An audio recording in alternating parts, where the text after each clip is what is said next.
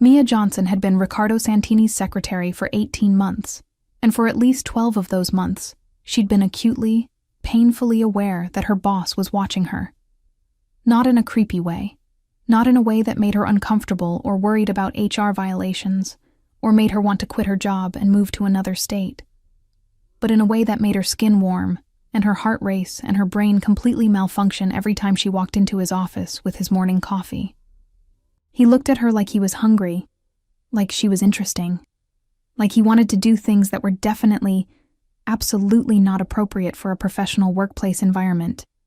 And Mia, despite being modest and quiet, and generally risk-averse in every aspect of her life, wanted him to do those things, desperately, for months, to the point where she'd started having dreams about him that made her blush every time she had to look at him the next morning, which was a problem. A huge, complicated, potentially career-ending problem. Because Riccardo Santini was her boss. Powerful, wealthy, connected to things Mia didn't ask questions about because she valued her job and her safety. The kind of man who made boardrooms nervous and competitors disappear, sometimes literally, though again, Mia didn't ask questions. He was 49 years old. Wait, 39? She'd seen his birthday on his calendar, and completely out of her league. Except for the way he looked at her. That look said she was very much in his league. That look said he was thinking about her in ways that had nothing to do with quarterly reports or meeting schedules. Mia had spent 12 months noticing that look and doing absolutely nothing about it because she was professional and appropriate and terrified of misreading signals. But today, Saturday afternoon, standing in an upscale boutique in Soho trying on dresses for her best friend's wedding next month, Mia decided she was done being appropriate. She was going to send her boss a photo of herself in a dress and see what happened. It was insane. It was reckless. It was completely out of character for someone who'd spent her entire adult life playing it safe. But Mia was tired of safe. Tired of watching Riccardo watch her and doing nothing about it. Tired of the tension that hummed between them every time they were in the same room. So when she tried on the red dress, fitted, elegant, the kind of dress that made her look confident instead of modest, she made a decision.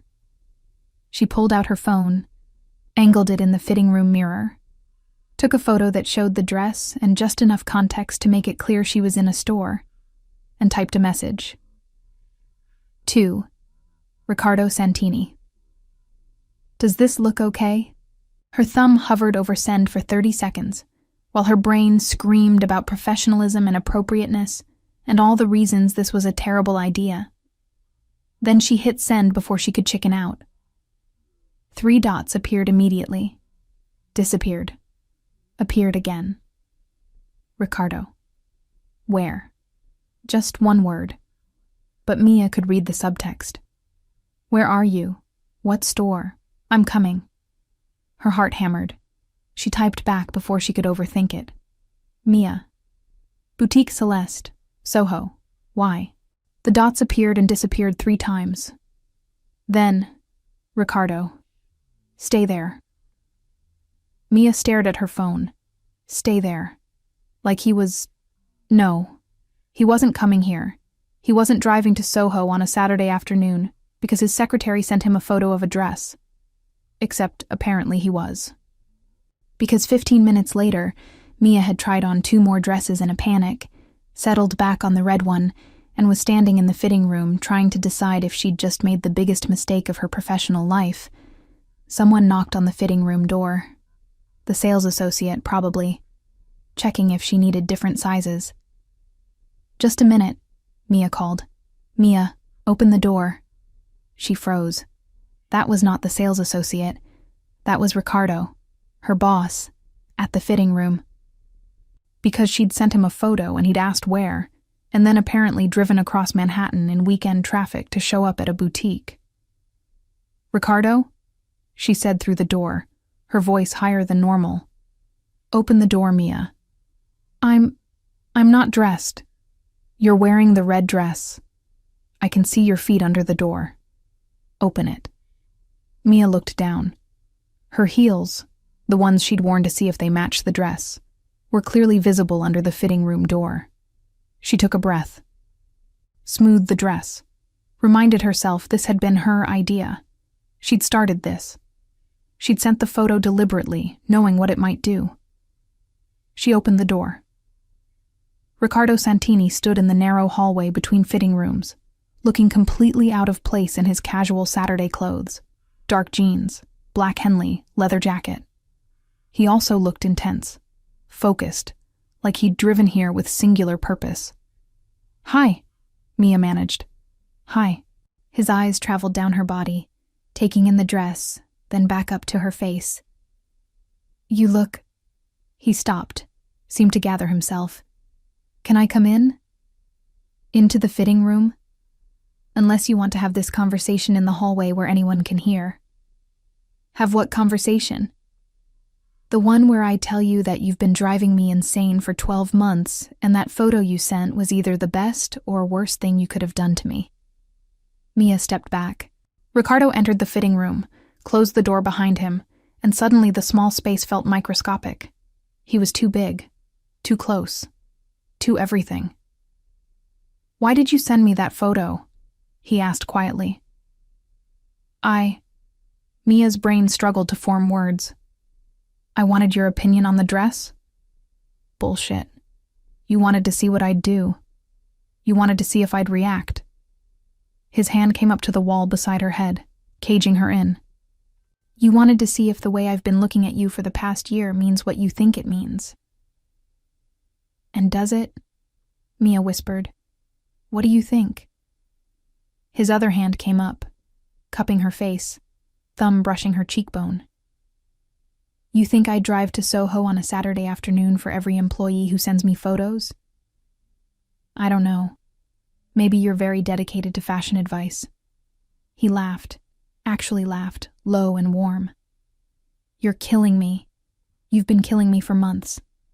Walking into my office in your professional little outfits, being efficient and perfect, and completely oblivious to the fact that I'm losing my mind watching you."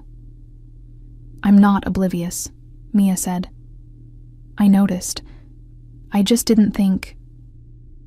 I thought maybe I was imagining it, that I was reading too much into looks and moments, that you were just being professional and I was being pathetic. You're not pathetic. You're the most incredible woman I've ever met. You're smart and funny, and you keep me organized, and you don't take shit from anyone, including me. And you look—" His eyes traveled down her body again. "You look fucking beautiful in that dress. Riccardo, tell me I'm not crazy. Tell me you feel this too. This thing between us that's been building for months." "I feel it," Mia admitted. "I felt it for so long I thought I was going insane. Thought I was making it up because I wanted it to be real. It's real." His thumb traced her jaw. "Very real, and I'm done pretending it's not. I'm done being professional and appropriate when all I want is to kiss you until you forget your own name." "Then why haven't you?" "Because you're my secretary. Because there are rules about this kind of thing. Because I didn't want to be the boss who hits on his employee and makes her uncomfortable." He leaned closer. "But you sent me that photo. You made the first move. So tell me, Mia, did you want me to come here? Did you want me to show up and find you in this fitting room?" "Yes," she breathed. "Why?" "Because I'm tired of waiting. Tired of the tension and the looks and nothing happening. Tired of being the good girl who plays it safe. I wanted—" She stopped, gathered courage. "I wanted you to do something about it. Something like this." He kissed her. Not gentle, not tentative. He kissed her like he'd been thinking about it for 12 months and was done waiting. His mouth was firm on hers, demanding, and Mia made a sound she'd never made before, something between a gasp and a moan. His hand slid from her face into her hair, angling her head to deepen the kiss. His other hand found her waist, pulling her against him, and Mia's hands fisted in his shirt because she needed something to hold on to, or she was going to collapse. He tasted like coffee and something darker, something that made her head spin. The kiss was intense, consuming, everything she'd imagined and more. When he finally pulled back, they were both breathing hard. "Tell me this is okay," he said against her lips. "Tell me I didn't misread everything. Tell me you want this." "I want this. I want you. I've wanted you for so long I can't remember what it felt like not to want you." "Good. Because I'm not going back. I'm not pretending anymore.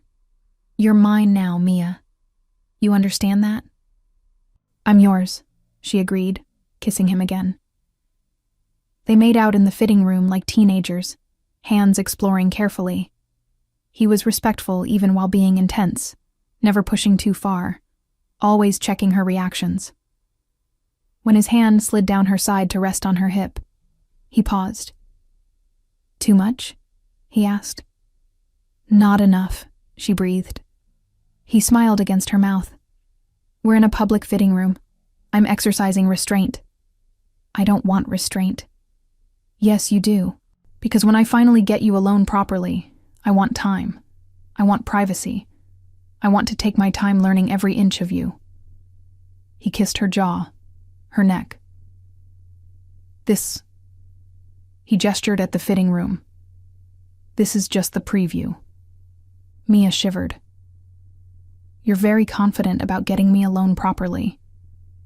You sent me a photo of yourself in a dress and asked if it looked okay. You started this. I'm just finishing it." He pulled back, looked at her seriously. "Unless you want to stop. Unless this is too fast or too much, or..." "Don't you dare stop," Mia interrupted.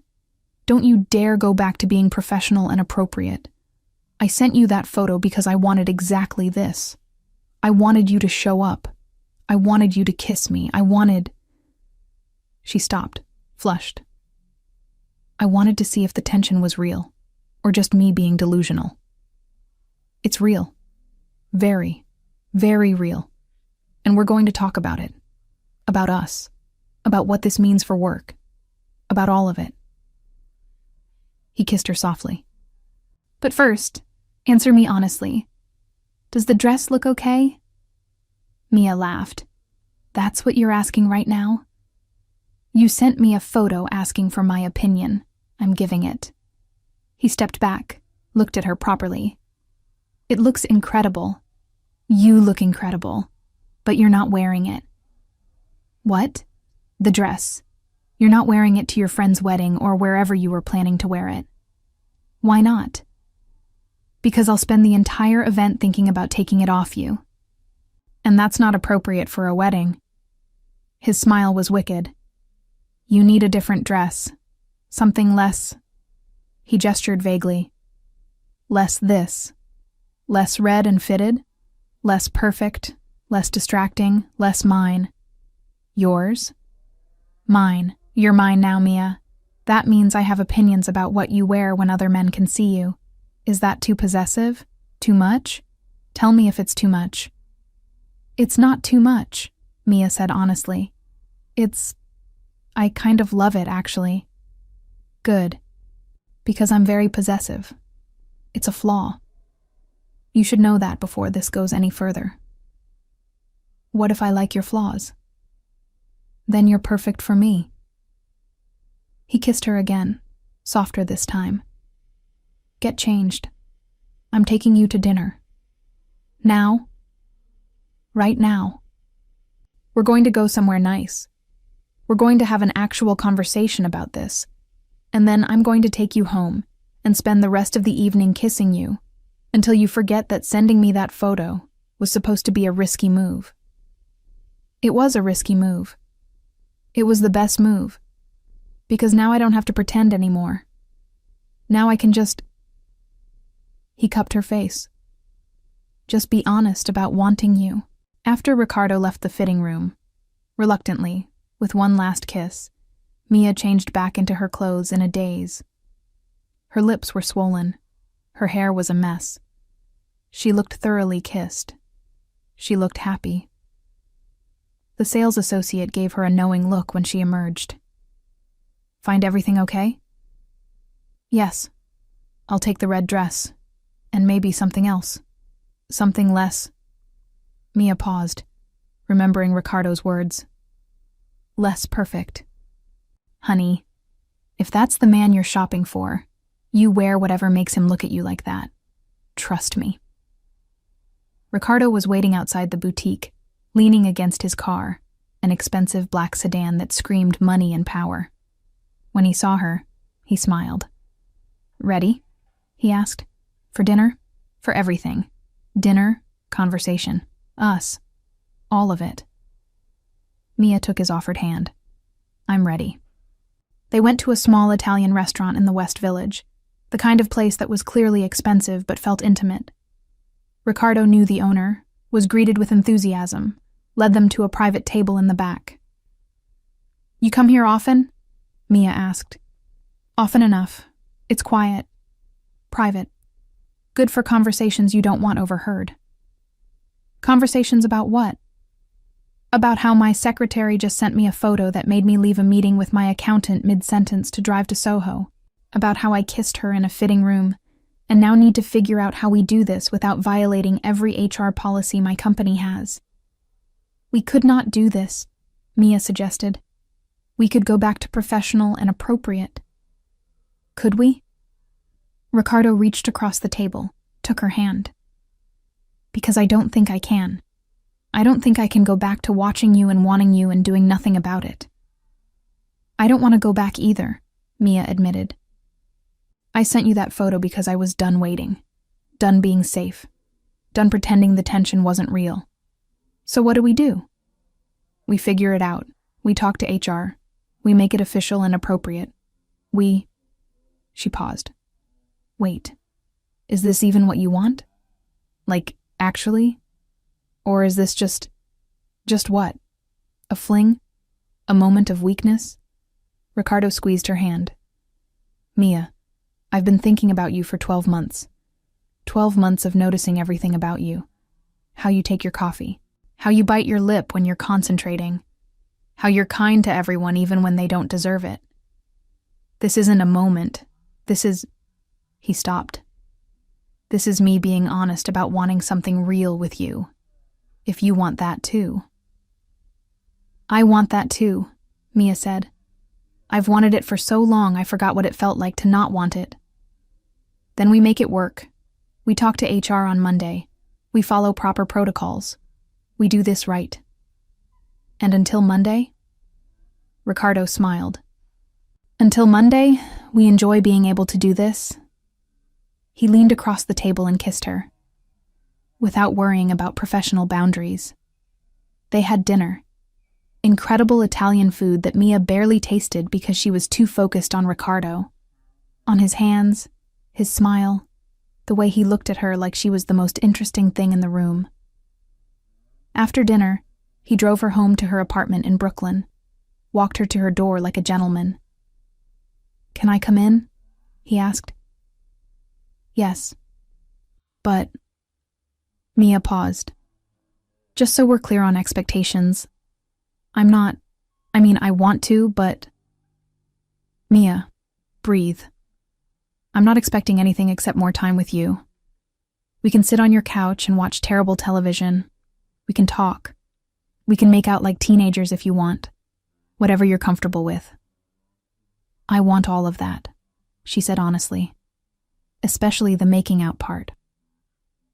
"Then let's start there." They ended up on her couch, wrapped around each other, kissing until Mia's lips were swollen and her brain was mush.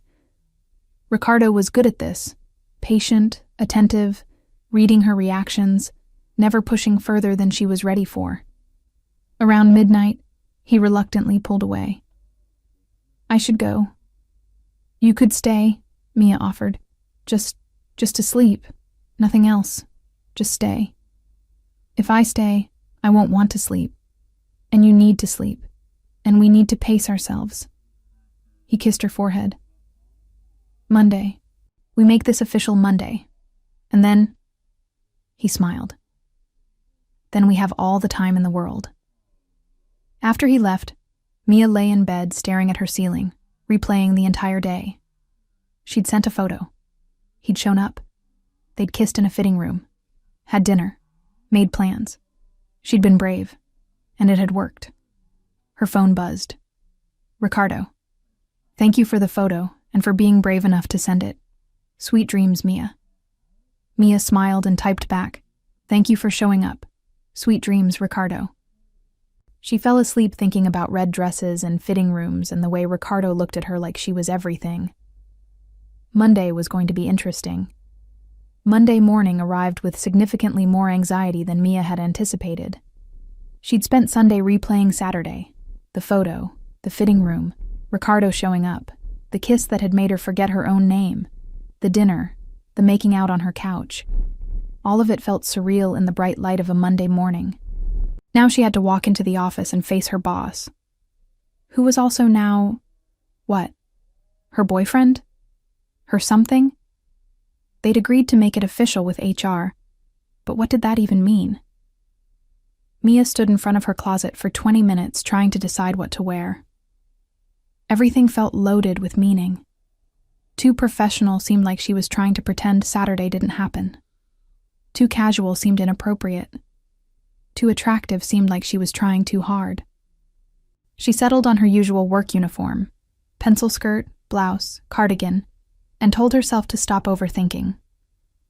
Her phone buzzed as she was leaving her apartment. Ricardo.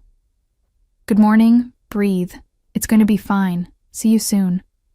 Mia smiled despite her nerves. He knew she was freaking out. Of course he did. Mia. How do you know I'm not breathing? Ricardo. Because I know you.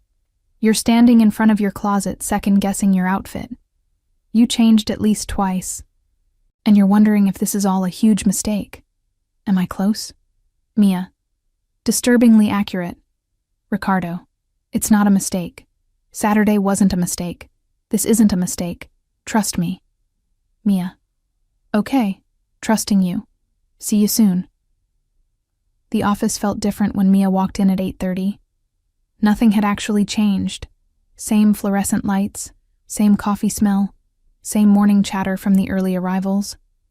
But everything felt different because she was different. She'd kissed her boss in a fitting room. She'd made out with him on her couch. She'd crossed every professional line she'd ever drawn. And she didn't regret it at all. Ricardo's office door was closed when she arrived at her desk. He was already in, had been since 7 according to the calendar. Mia set down her bag, started her computer, tried to look normal. 5 minutes later, Ricardo's door opened. Mia, can you come in here for a minute? Professional. Appropriate. Exactly how he always sounded asking her to come into his office. Except when Mia walked in and closed the door, he was smiling. Hi, he said. Hi. How was the rest of your weekend? Weird.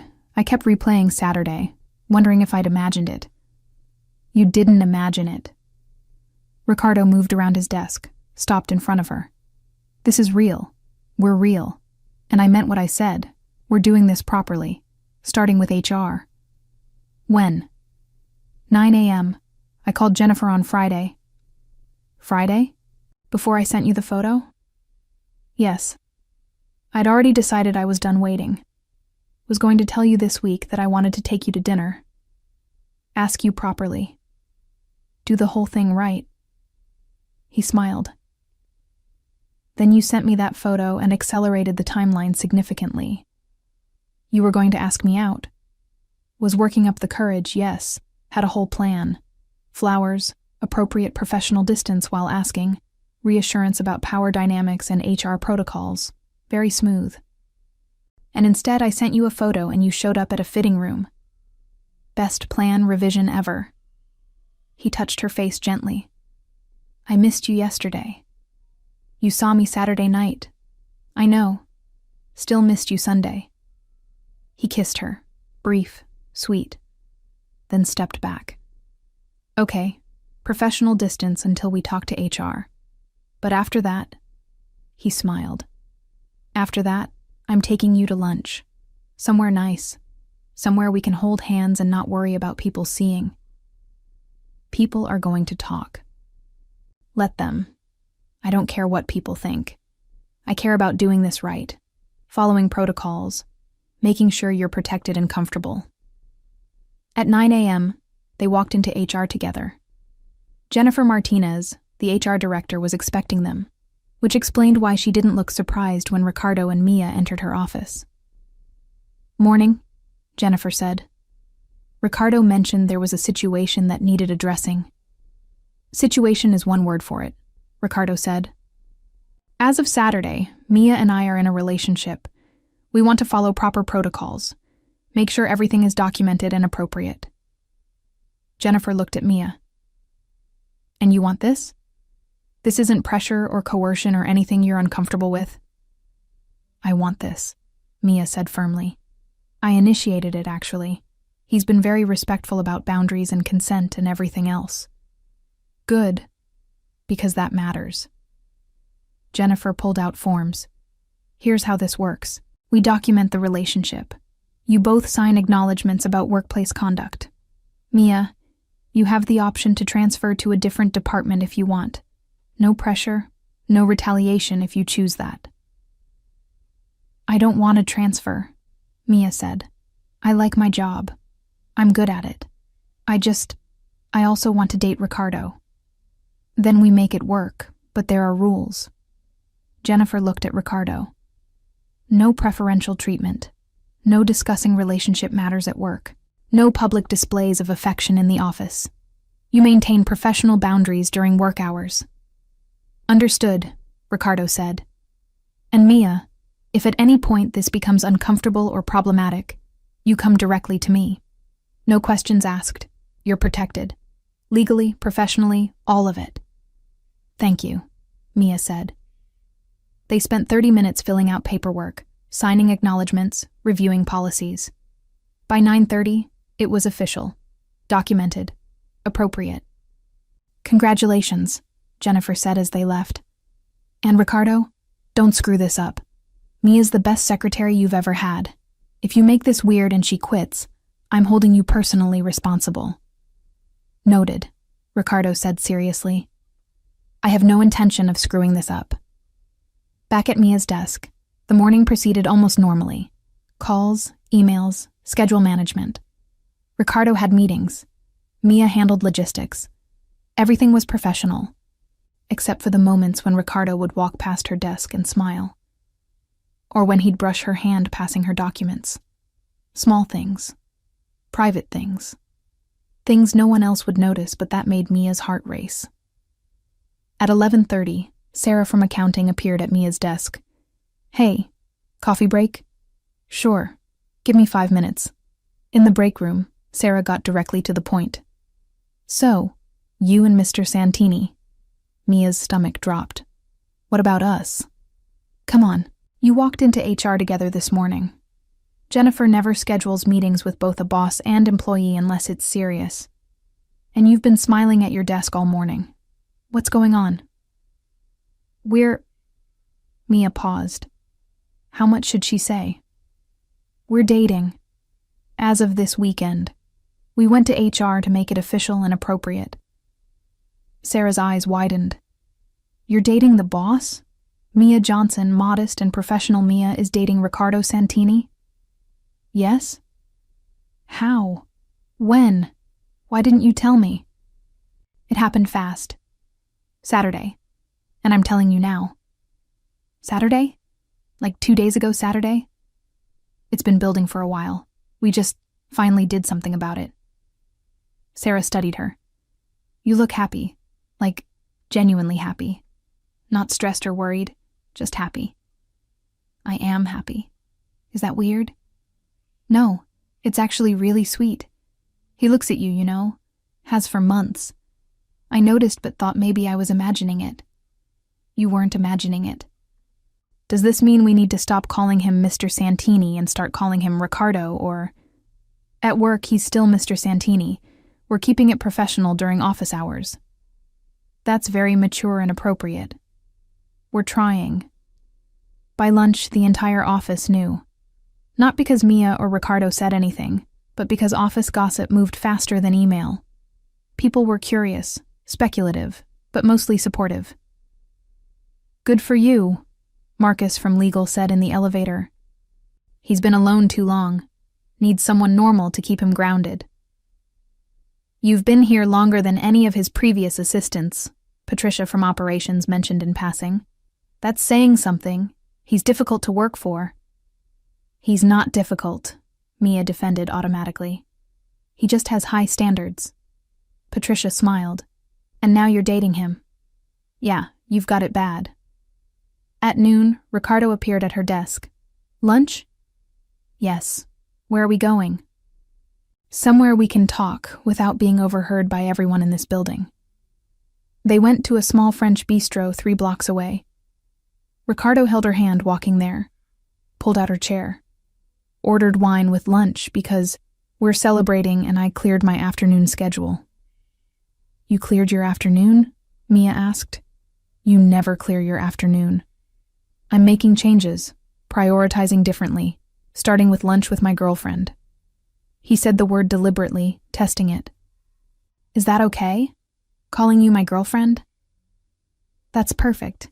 Is it okay if I call you my boyfriend? Absolutely. Though if my mother asks, I'm telling her you're significantly more than my girlfriend. She'll have opinions about timelines and seriousness. Your mother? Italian Catholic mother, who's been on me about settling down for 10 years. You dating me is going to make her very happy. Fair warning, she's going to want to meet you immediately. How immediately? This weekend. She'll insist on Sunday dinner. Big family thing. Loud, chaotic, overwhelming. I can tell her no if that's too fast. It's fast, Mia said. But I want to meet her, meet your family. If this is serious, and I think it is, then I should probably know the people who matter to you. They're going to love you. But they're also going to be a lot. 20 people. 3 courses. Everyone talking simultaneously in a mix of Italian and English. My nonna will interrogate you about your intentions. My sisters will want to know everything. He paused. It's a lot. I can handle a lot. I know you can. You handle me daily. That's significantly harder than handling my family. You're not hard to handle. Mia, I'm demanding and particular, and I have impossibly high standards for everything. You make it look easy, but it's not. Maybe I just understand you. Maybe you do, better than anyone else. He reached across the table, took her hand. This is real for me, not a fling. Not a workplace romance that burns out in 6 months. He stopped, seemed to gather courage. I want everything with you. Long-term, serious, the whole thing. After 1 weekend? After 18 months of watching you. 1 weekend of finally being honest about it.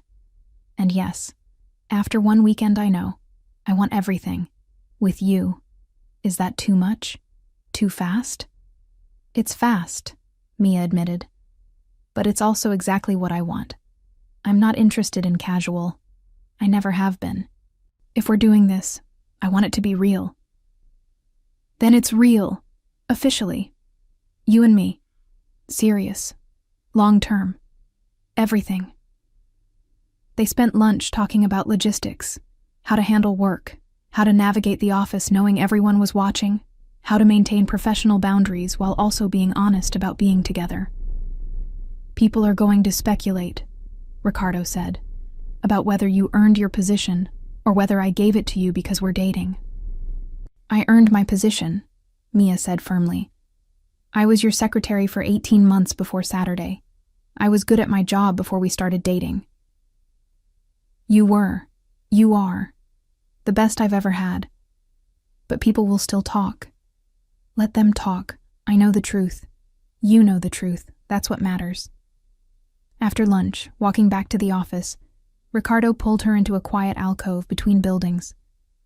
I've wanted to do this all morning, he said, kissing her properly. Professional boundaries are killing me. We're at work in 4 hours. You can survive 4 hours. Can I? You're sitting right outside my office looking beautiful and competent, and all I want is to kiss you.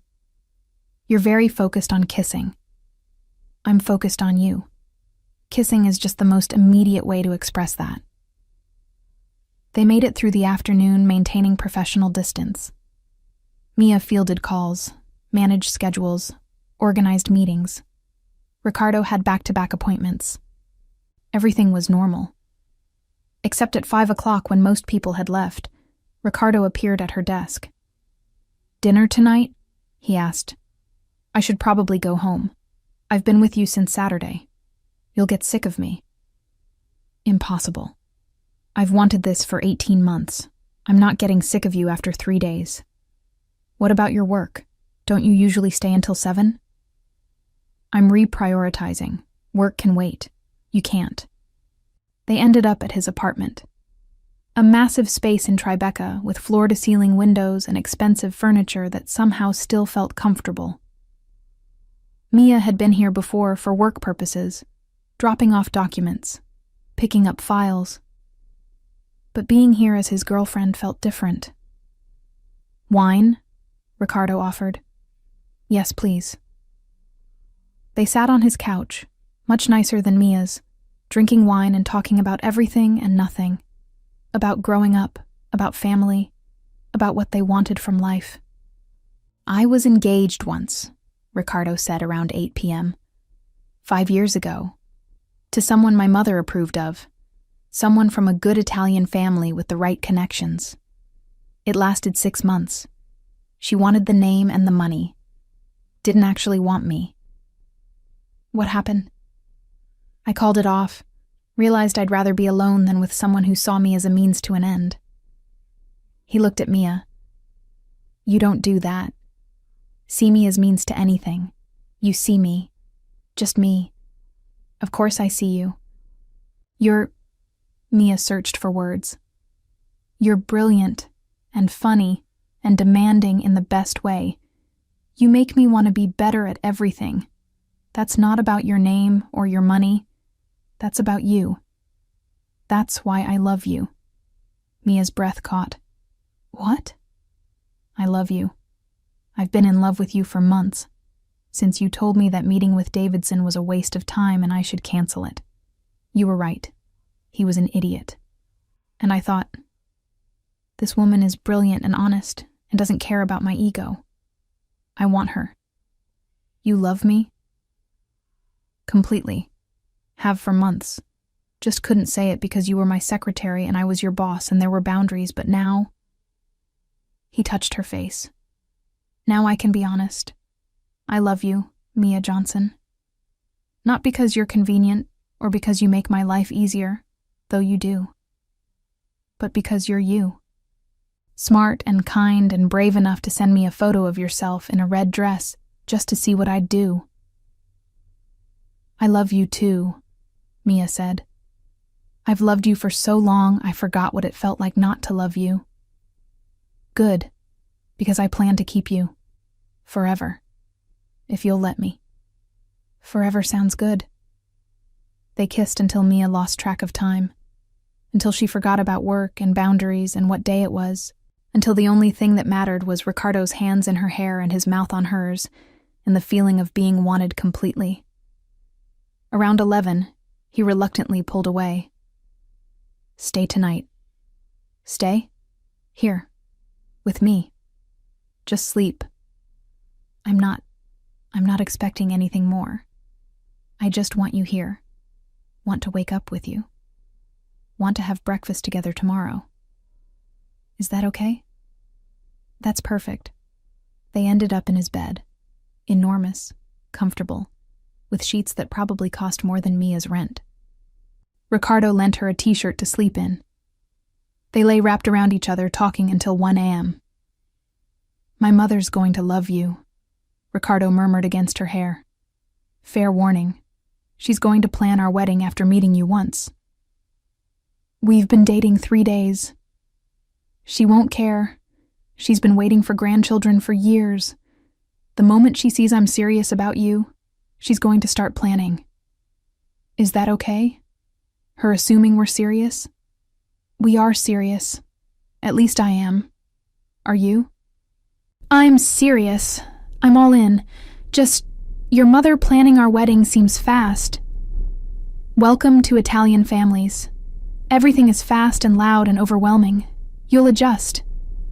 Mia fell asleep in Ricardo's arms, thinking about Italian mothers and wedding planning, and the fact that her life had completely changed in the span of 3 days.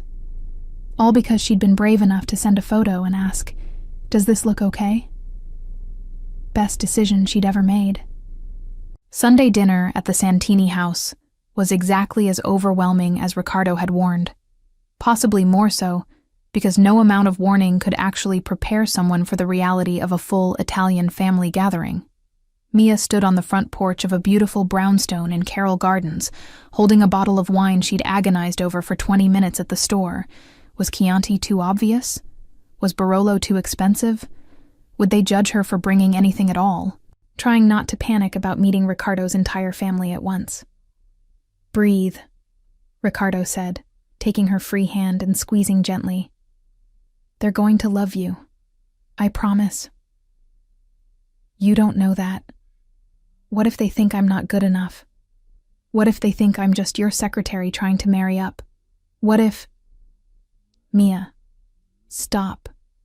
They're going to love you because I love you, and because you're lovable, and because my mother has already decided you're perfect based on my descriptions.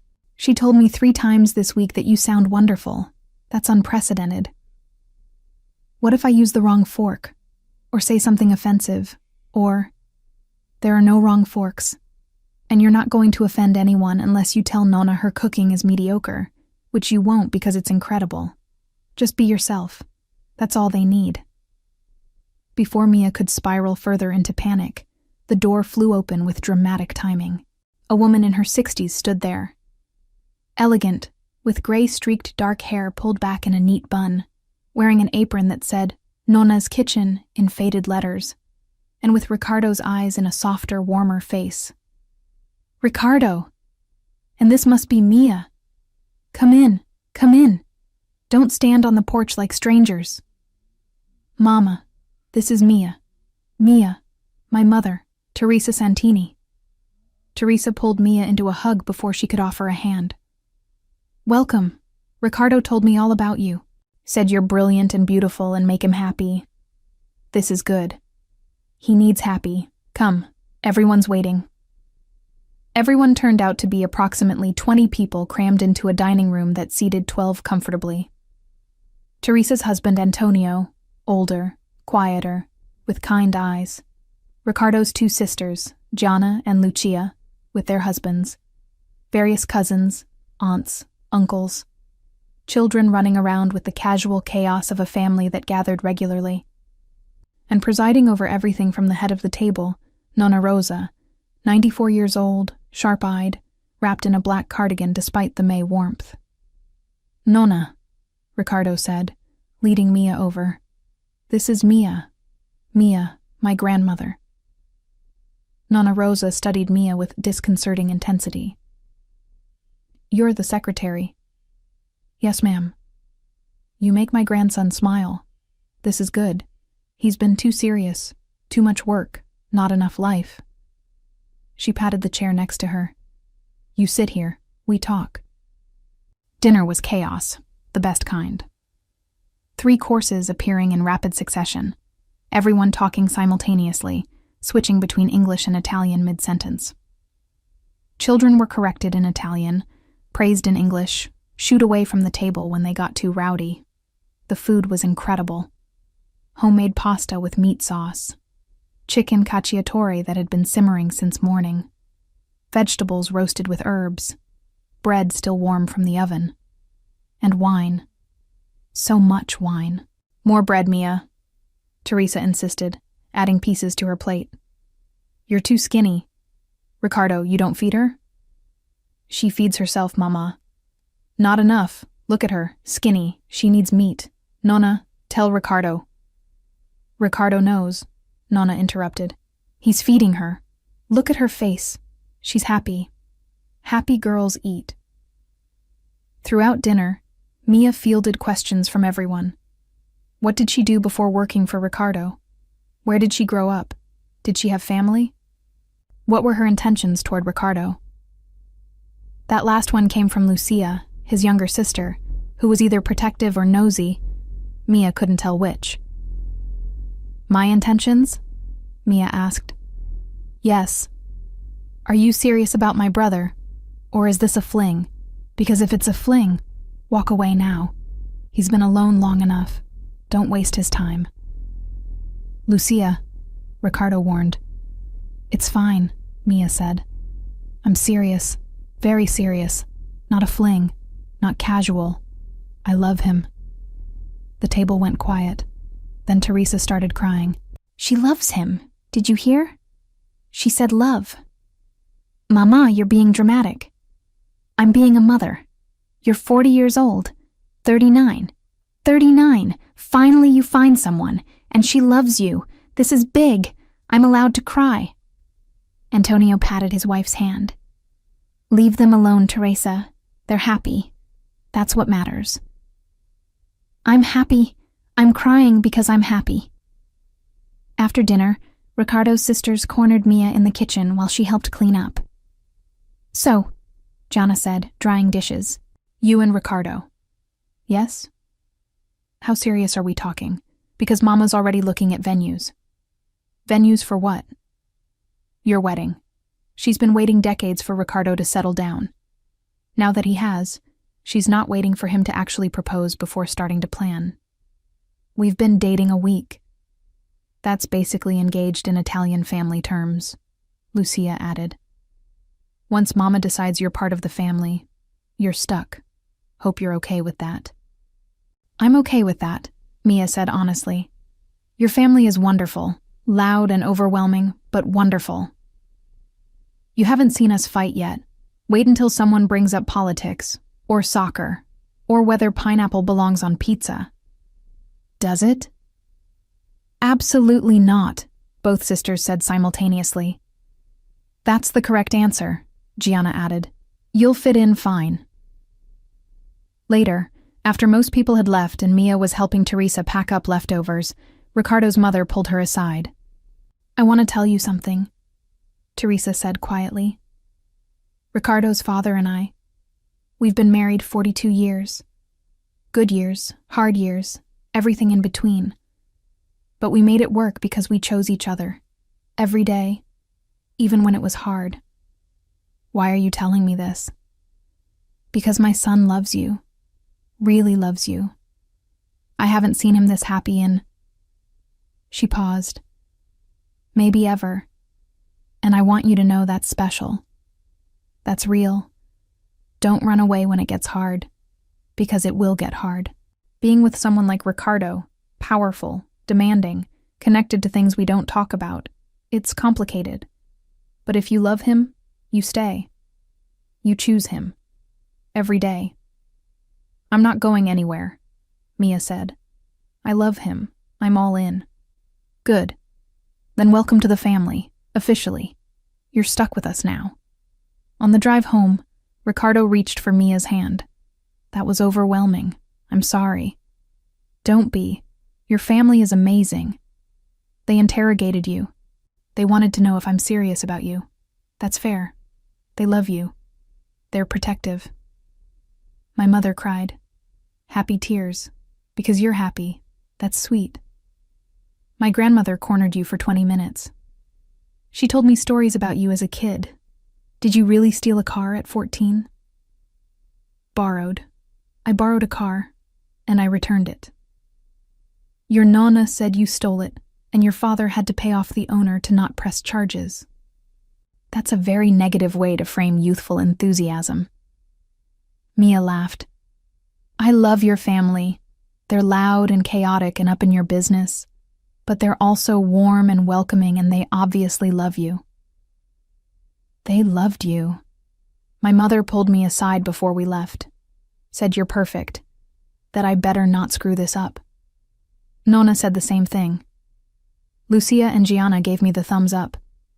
Even Antonio, who never approves of anyone, told me you seem smart and genuine.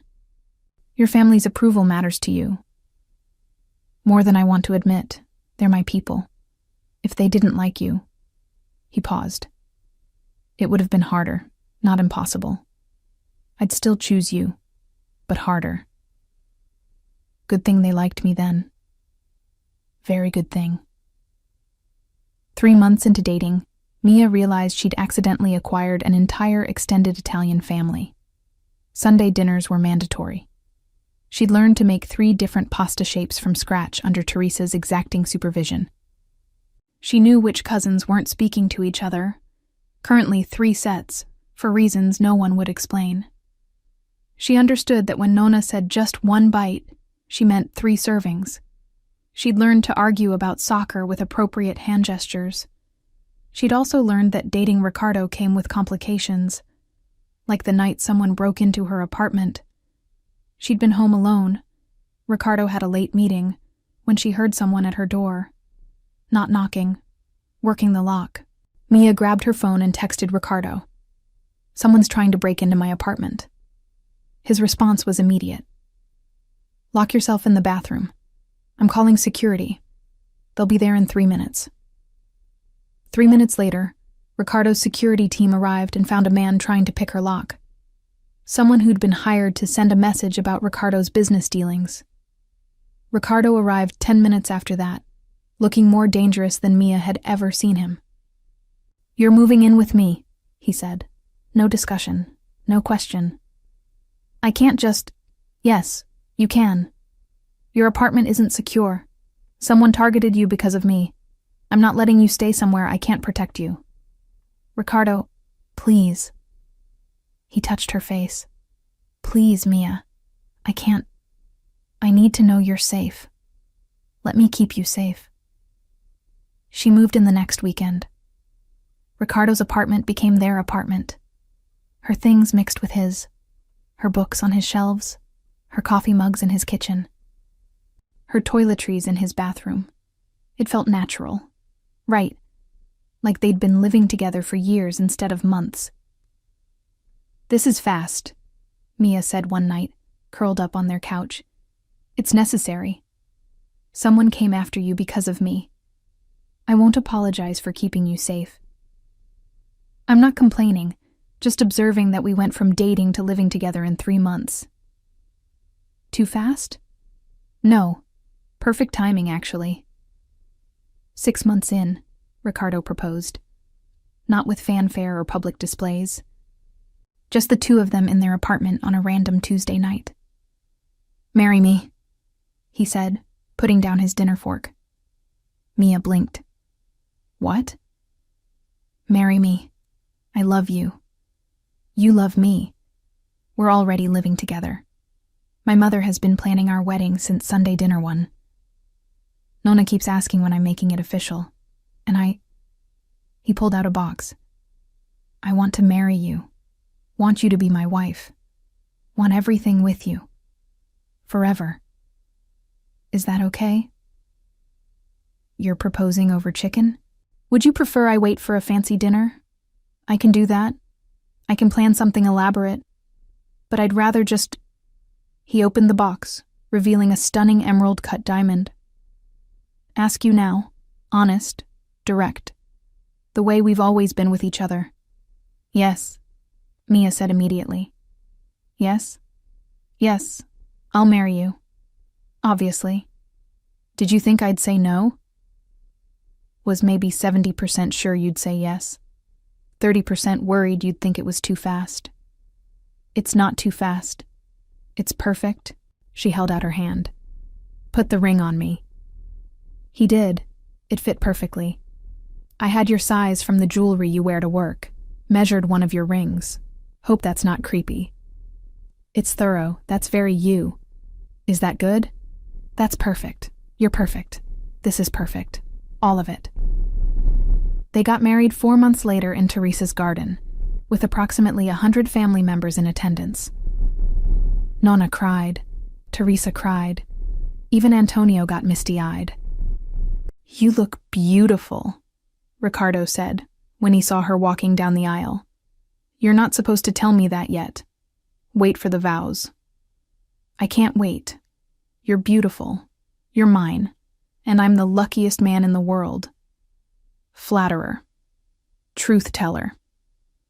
The reception was exactly as chaotic as expected. 300 people, 7 courses, music that went until 2 a.m.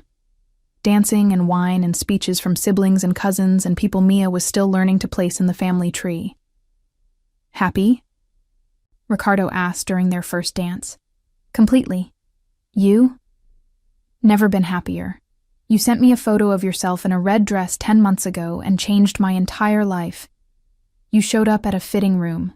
That changed mine. Best decision I ever made. Epilogue. 2 years later. Mia sat at her desk, still Ricardo's secretary despite being his wife because she was damn good at her job and wasn't giving it up, sorting through emails when her phone buzzed. Ricardo, does this look okay? With a photo attached. She opened it. Ricardo in their apartment, holding up 2 ties against his shirt, looking genuinely confused. Mia laughed and typed back. Where? Ricardo. Home. Don't even think about it. I learned from last time. You show up here, we're going to be late for dinner with your parents. Mia. The blue tie. Matches your eyes. Ricardo.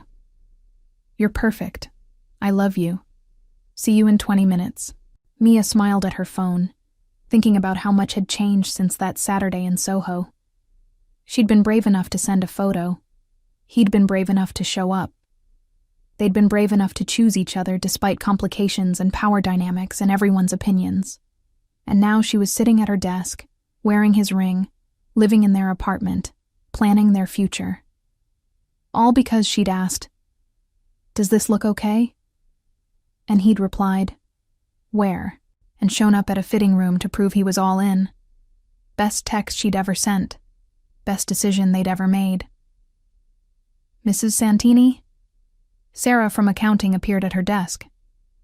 Your husband wants to know if you remembered to pick up the dessert for tonight.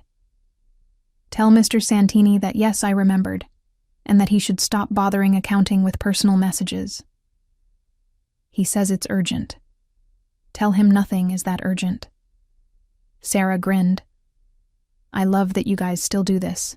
2 years married, and you're still disgustingly cute. We're professional. You're adorable. There's a difference. After Sarah left, Mia's phone buzzed again. Ricardo. I'm not adorable. I'm intimidating and dangerous. Mia. You're adorable. Accept it. Ricardo. I'm telling Nonna you're being disrespectful. Mia. Nonna loves me more than you. She'll take my side. Ricardo. Painfully accurate. See you soon. Love you. Mia. Love you too, even if you're adorable. She put her phone away, finished her emails, and thought about how lucky she was. She'd taken a risk on a red dress and a strategic photo. He'd taken a risk on showing up, and they'd built a life together. Chaotic and complicated and absolutely perfect. All because someone had been brave enough to ask, "Does this look okay?" And someone else had been brave enough to answer, "Where?" and show up. Best conversation they'd ever had. Best life they could have imagined. And it had all started in a fitting room with a kiss and a confession, and the decision to be brave.